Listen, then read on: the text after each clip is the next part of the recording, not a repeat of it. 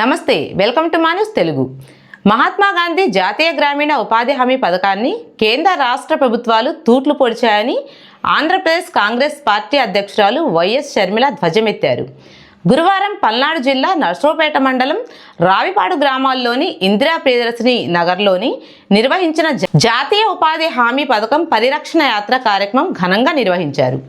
పల్నాడు జిల్లా డీసీసీ అధ్యక్షులు గర్నెపూడి అలెగ్జాండర్ సుధాకర్ ఆధ్వర్యంలో నిర్వహించిన ఈ కార్యక్రమంలో ముఖ్య అతిథిగా వైఎస్ షర్మిల పాల్గొన్నారు. అనంతరం ఉపాధి హామీ పని పథకంలో జరుగుతున్న అక్రమాలు, అన్యాయాలపై ప్రజల నుంచి అభిప్రాయాలు తెలుసుకున్నారు. అనంతరం వైఎస్ షర్మిల మాట్లాడుతూ మహాత్మా గాంధీ పేరును ఉపాధి హామీ పథకానికి తొలగించిన బీజేపీ ప్రభుత్వానికి గాంధీ పేరు వింటేనే గుండెల్లో వణుకు పుడుతుందని, అందుకే మహాత్మా గాంధీ జాతీయ ఉపాధి హామీ పని పథకాన్ని మహాత్మా గాంధీ పేరును తొలగించి అన్యాయం చేసిందని, అంతేకాకుండా ఉపాధి హామీ పథకంలో పనిచేసే వారికి సక్రమంగా నిధులు మంజూరు చేయటం లేదని, సంవత్సరం పొడవునా వారికి ఉపాధి హామీ పనిని కల్పించడంలో ప్రభుత్వం పూర్తిగా విఫలమైందని అన్నారు. ఒక్క పార్టీకి లేదు, ఒక్క కాంగ్రెస్ పార్టీ మాత్రమే ఈరోజు ప్రజల పక్షాన నిలబడింది, బీజేపీని ఎదిరిస్తుంది. కేంద్రంలో రాహుల్ గాంధీ గారు కొట్లాడుతున్నారు, రాష్ట్రంలో మేము కొట్లాడుతున్నాం. ప్రజల పక్షాన నిలబడ్డాం, ప్రజల పక్షాన కొట్లాడుతున్నాం. కానీ మన రాష్ట్రంలో ఈ ఒక్క ఉపాధి హామీ సమస్యలే, ఎన్నో సమస్యలు ఉన్నాయి.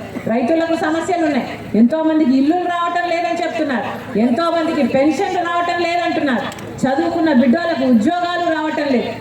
వీటన్నిటి మీద కొట్లాడాల్సిన అవసరం ఉంది. వీటన్నిటి మీద కాంగ్రెస్ పార్టీ మీ తరఫున కొట్లాడడానికి మేము సిద్ధంగా ఉన్నాం.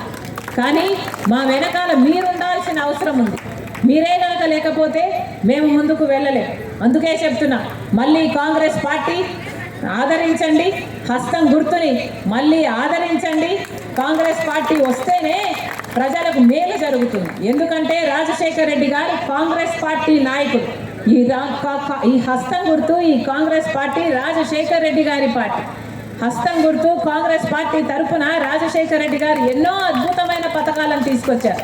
మళ్ళీ ఆరోగ్యశ్రీ జరగాలన్నా, మళ్ళీ ఫీజు రియంబర్స్మెంట్ కావాలన్నా, మళ్ళీ రుణమాఫీ కావాలన్నా, మళ్ళీ పేదవాళ్ళకి ఇల్లులు కావాలన్నా, మన బిడ్డలకు ఉద్యోగాలు కావాలన్నా, మనకు ప్రత్యేక హోదా కావాలన్నా, ఇవన్నీ జరగాలి అంటే రాష్ట్రంలో, కేంద్రంలో కాంగ్రెస్ పార్టీని మీరు ఆదరిస్తేనే ఇవన్నీ సాధ్యమవుతాయి.